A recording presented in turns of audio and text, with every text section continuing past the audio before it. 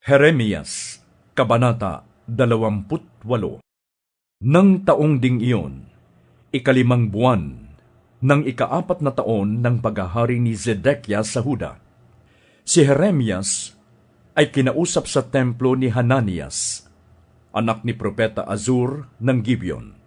Sa harap ng mga pari at ng mga tao, sinabi ni Hananias, "Ito ang sabi ni Yahweh, na makapangyarihan sa lahat, ang Diyos ng Israel.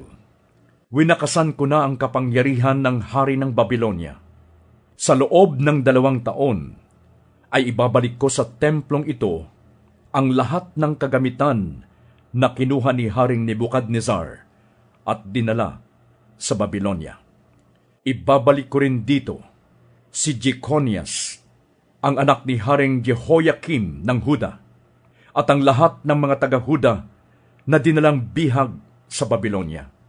Aalisin ko na kayo sa ilalim ng kapangyarihan ng hari ng Babilonya." Nagsalita naman si Propeta Jeremias kay Propeta Hananias sa harap ng mga pari at sa lahat ng mga taong naroon sa patio ng templo. "Amen! Ganyan nga sana ang gawin ni Yahweh. Magkatotoo nawa ang ipinahayag mo, at maibalik nga sana rito ang lahat ng kagamitan ng templo mula sa Babilonya at lahat ng mga dinalang bihag. Ngunit, pakinggan ninyo ang sasabihin ko sa inyong lahat.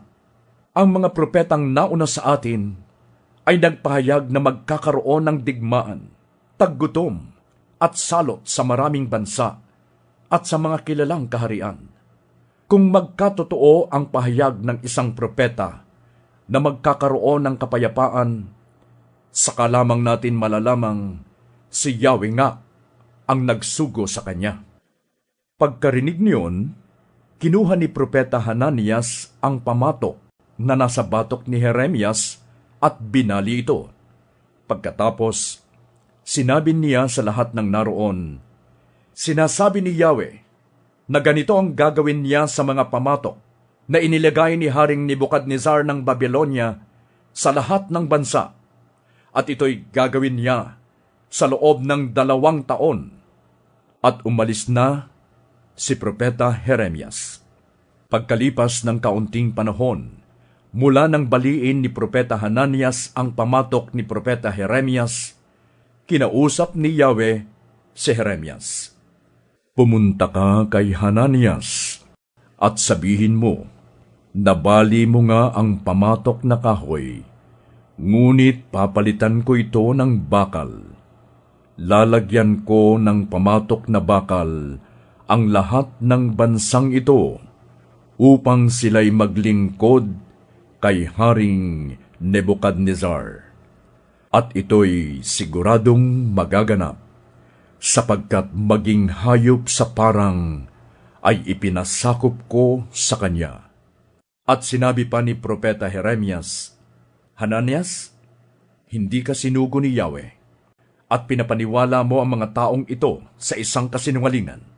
Kaya ang sabi ni Yahweh, ikaw ay mawawala sa daigdig na ito, mamamatay ka sa taon ding ito, sapagkat tinuruan mo ang bayan na maghimagsik laban kay Yahweh."